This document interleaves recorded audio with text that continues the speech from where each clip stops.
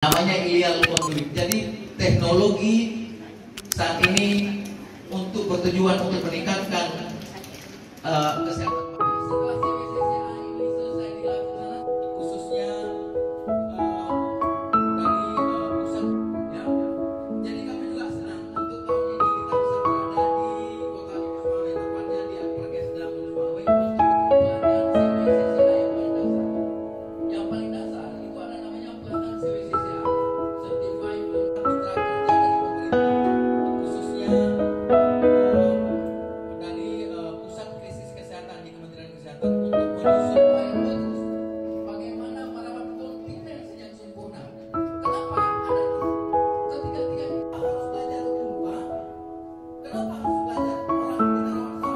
Ada pasien yang gendernya pecah, vesika urinarnya pecah, atau diangkat karena tumor, atau dilindas mobil, ya.